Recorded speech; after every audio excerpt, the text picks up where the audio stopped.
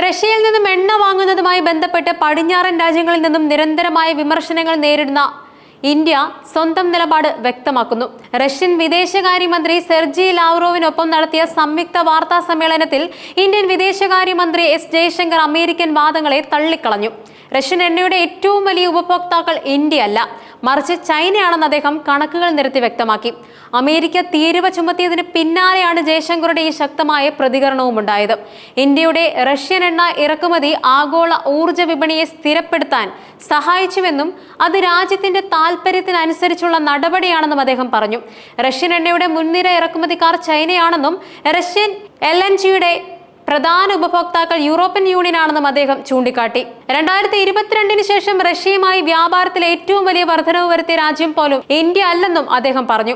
യഥാർത്ഥത്തിൽ ഇന്ത്യ ചെയ്തത് കുറഞ്ഞ വിലയിൽ റഷ്യൻ ക്രൂഡ് ഓയിൽ വലിയ അളവിൽ വാങ്ങുക മാത്രമാണ്. ഇത് ആഗോള എണ്ണവില നിയന്ത്രണാതീതമായി ഉയരുന്നത് തടയാൻ സഹായിച്ചു. ഇന്ത്യയിലെ അമേരിക്കൻ അംബാസഡർ എറിക് ഗാർസെറ്റിയുടെ 2024 ഒരു വീഡിയോ ഈ വാദങ്ങൾക്ക് കൂടുതൽ ബലം നൽകി.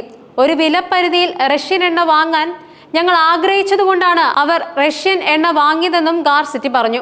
ഇതൊരു നയലംഘനമായിരുന്നില്ലെന്നും ആഗോള എണ്ണവില വർദ്ധിക്കാതിരിക്കാൻ ഇന്ത്യ സഹായിക്കുകയായിരുന്നുവെന്നും അദ്ദേഹം വ്യക്തമാക്കി.